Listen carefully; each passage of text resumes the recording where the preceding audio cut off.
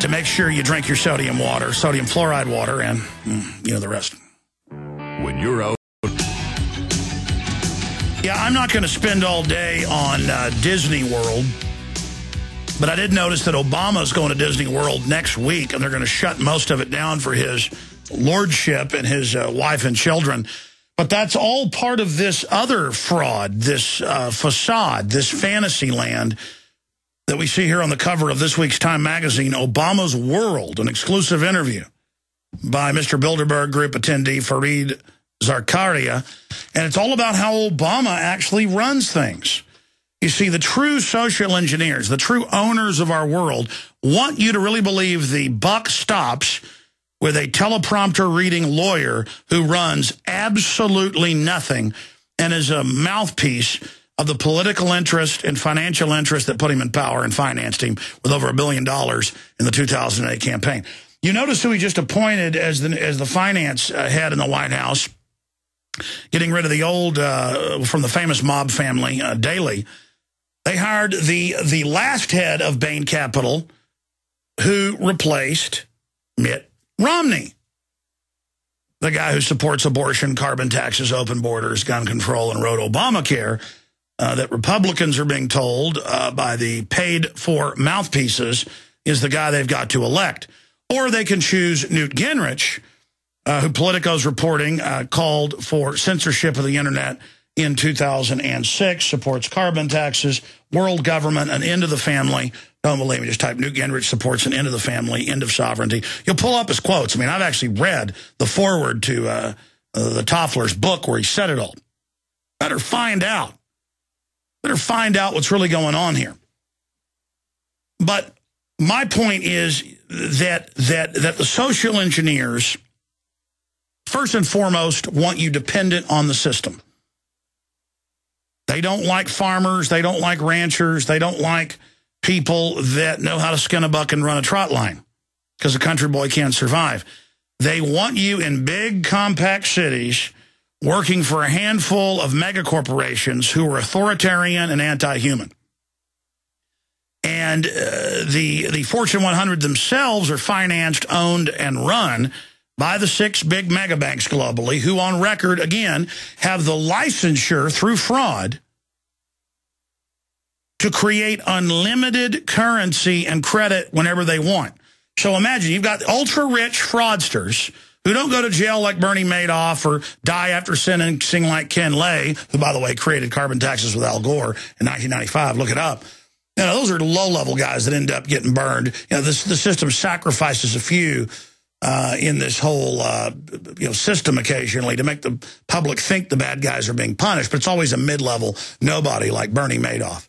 Bernie Madoff steals $50, $60 billion. The globalists steal trillions and trillions and trillions and trillions, and then have the bought and paid for dinosaur, sewer rat, sewer line, mainstream media tell you that the very mega banks that engineered the fraud that we've bailed out, that are too big to fail, they're now the people in Europe, the U.S., and everywhere else that tell us what to do and that tell us what our future is going to be.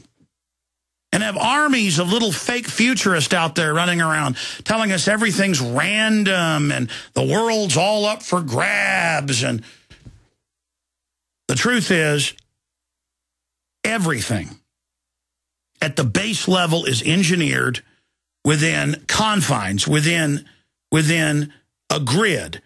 And there is randomness within that, but that is all basically predictively scanned through Google and other systems. And I don't mean you searching Google. That's what you think the function is. When you go to Google, it's getting all the data on you, what you're into, what you read, where you go, how much money you've got, your sexual habits, what you eat, what you're thinking. When you order a pizza from a large pizza chain, it's been on record for 8 years that they run your background and sell that data to the government. And then if there's any warrants out for you, they put it in a file for the government to know. Don't believe me? Just look up USA Today on that. Scofflaws get caught ordering pizzas. The point is, you're given an iPhone. You go pay for it.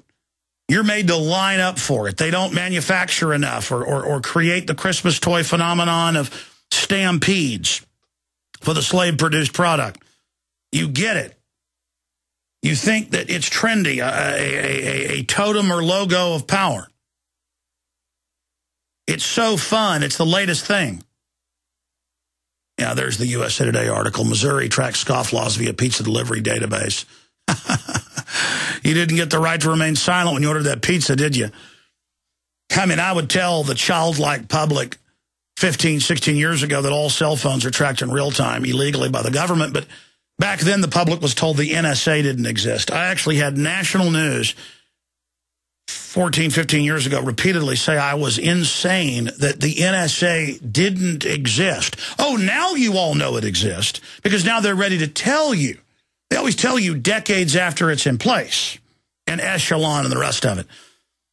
And yuppies and people that don't have a respect for themselves, they think that if they just deny something's happening, that gives them power over it.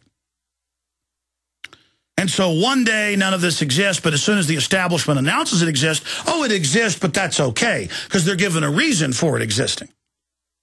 Kind of like the cancer viruses they put in your vaccines.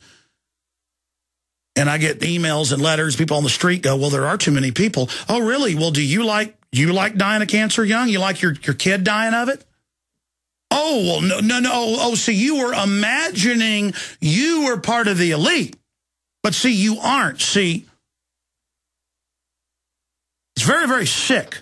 And that's why it's very, very sick when I hear grown men and adults getting all exercise and excited about the football game or about the basketball game or about golf. And it may be, oh my gosh, did you see this? And they have all the little factoids and everything. And I'm like, why don't you get some factoids about global governance or about the post-industrial world that the technocrats are setting up, or about binary weapon systems in your food, water, and vaccines? Why don't you find out what a binary weapon system is?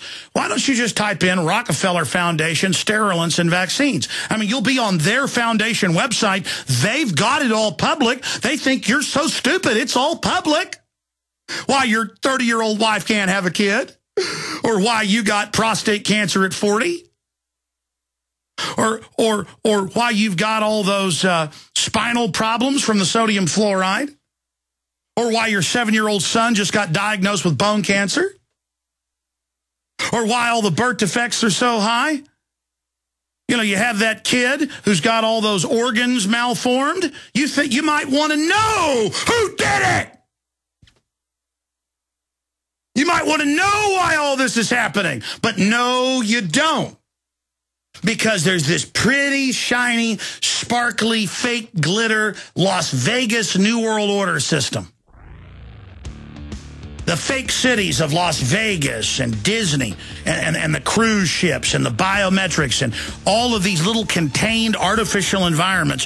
Why does the Department of Defense study those? Because they're going to turn the whole world into a Times Square, where you're bombarded by the brainwashing, where you're bombarded by the propaganda, where you are a prisoner, brainwashed. Not me. I've seen reality. I've seen what the controllers see. This is Alex Jones with 5 Good Reasons. We are live. It is the 22nd day of January, 2012. I'll have open phones and a ton of other really important news in the second hour today. I'm here every Sunday, 4 to 6 p.m., blasting out on the Sunday show on more than 60 AM and FM stations. The weekday show, over 100. XM channel 166. The websites are Infowars.com, Prisonplanet.com, and Prisonplanet.tv, amongst many others, like WhatIsTheEndgame.com. Oh, you don't know what the endgame is? That's like saying, I don't know what the Matrix is. One cannot be told about the Matrix. One has to see the Matrix for themselves. And I am tending to wax philosophical here because my mind swims around the great reservoir of research I've done. And then in the spoken word, to assemble the information .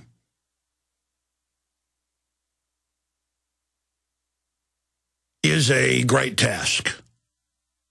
To try to assemble it simply. But if you assemble it simply, then that falls in the paradigm of not being three-dimensional and having depth to it. Because when you're communicating with a population that's been trained in one-dimensional thought processes, it's very, very hard.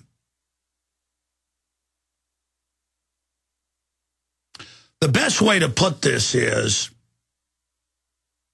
the general public is basically in different degrees of sleep. And I mean technically is in sleep.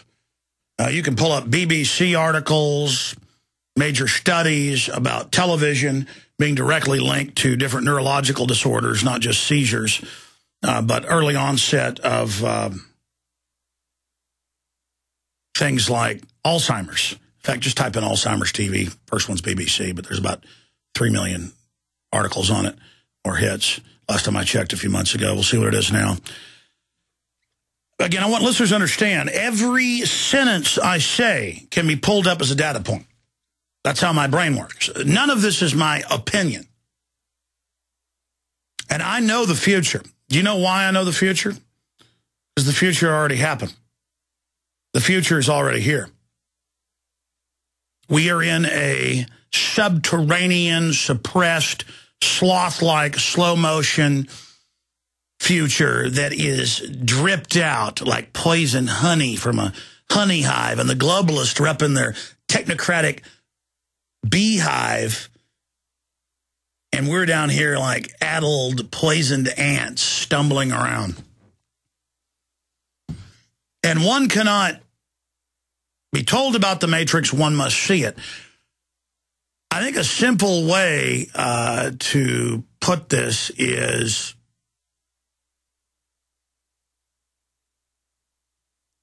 we are not in a matrix, but the technocrats, the globalists, are trying to build one. They're trying to build a completely artificial habitat for the general public. They're trying to limit the information you come in contact with. They're trying to make you very, very shallow. They're trying to reduce the language and the number of words people use. The system admits in so many white papers it'll make your head spin that they want to basically abolish the family. And they've done an incredible job of that. And then you read all these globalist white papers, like the Wired magazine article I've talked about for 14 years, Why the Future Doesn't Need Us, Bill Joy, co-owner, Sun Microsystems. And he says in the article, you know, I went to this conference with 200 tech company owners, some of the richest guys in the world, and, you know, the debate was, do we kill everybody because they're not needed anymore, because labor isn't just cheap, it's actually a negative because of robotics and the future and claiming that humans are hurting the earth? Or do we give people little mindless games and fake jobs and a fake civilization to live in? And he says that's the debate we're having right now. And I've read similar white papers and similar articles hundreds of times from the establishment. And then I try to have a discussion with my listeners at an adult level from the perspective of what the people running this planet are really discussing. In fact, we can just type in Alzheimer's television, and it'll bring up the BBC, just Alzheimer's television. And then we can also type in Why the Future Doesn't Need Us. We'll show people both those. And people are listening on the radio. They go, you'll show us both? Yes, at Prisonplanet.tv. We're streaming video. And there's a little free video function at Infowars.com. You want to watch it there. But you can do this. This is interactive radio. This is meant, really, this show is